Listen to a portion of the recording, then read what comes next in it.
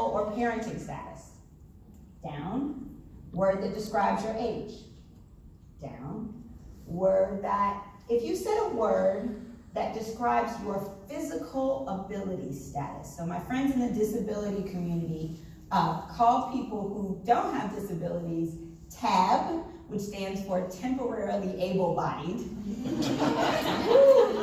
That was a wake-up call, right? So if you said a word that describes your physical ability status, raise your hand. Okay. In a room of 300, I may have one. And I'm going to argue that your physical ability status is one of your most defining characteristics.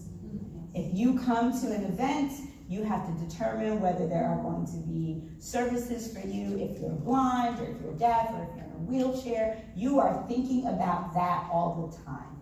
The fact that you or we are not thinking about that is the dreaded P word. What's the P word?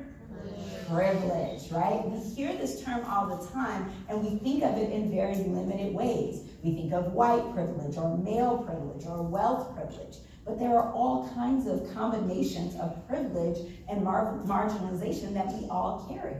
So we have a privilege just being here in this place, in this company, in Silicon Valley, and all of that. There's privileges associated with our educational background. There's privileges associated with our ability status. And so privilege in and of itself is not a bad thing.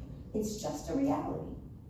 If I'm gonna say that if you don't worry about where you're safe at night, you're probably a man, right? If you don't worry about, if you never think about your race in the United States, you're probably white. Right? If you are not thinking about money, you are definitely not low income, right? This is just a fact. It's a signal. If you say, I never think about that, it's a signal that you have the privilege to never think about that, okay? All right, here's my favorite cartoon. It says, it says privilege, I'm right there in the room and no one even acknowledges me, all right? So that's the thing, it's there like an elephant and we're not always talking about it.